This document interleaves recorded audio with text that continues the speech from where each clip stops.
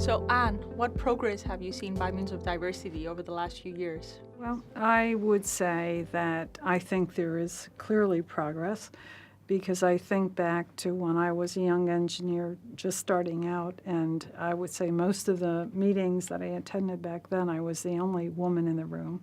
Even if I go as far back when I got my engineering degree at university, I was the only woman in the classrooms most of the time. So just from that point of view, there's progress.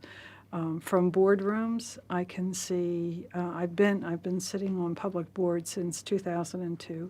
The first board I was on was Lockheed Martin, and at that point in time, there were two of us in the boardroom. And as I've joined other boards, I see more women. So I think there is clearly progress. Have we gone as far as equal representation? No. I think there's a lot more to do. So, what responsibility do more senior women leaders have in bringing on board younger, less tenured, up-and-coming women in the workplace? I think all of us have a responsibility to do interventions at the lower level, be it younger female employees in the companies that we work, or even as far going back into the school system, and encouraging people that these are wonderful careers, wonderful jobs that we can engage in, be very successful in. And so I think it's like a multi-tier thing. So the theme this year globally for us is Mind the Gap. And you mentioned the leaking pipeline phrase earlier.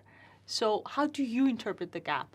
The other thing that is an issue, at least in the States, and I don't know if it is as much here, and basically we call it the leaky pipeline syndrome, where you have women that will have the educational background and then they'll go so far, and either for reasons of they don't like the politics of an organization, or it's not what they thought and they go back to school, or they want to take a short break to have children, but the pipeline leaks.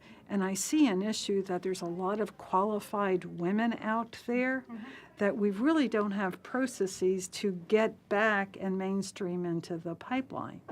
So I don't know what type of activities your firm can do, or all of us can do, is to get these returners, because I know in universities today there's programs for returners, but can industry have this program of returners coming back into the pipeline?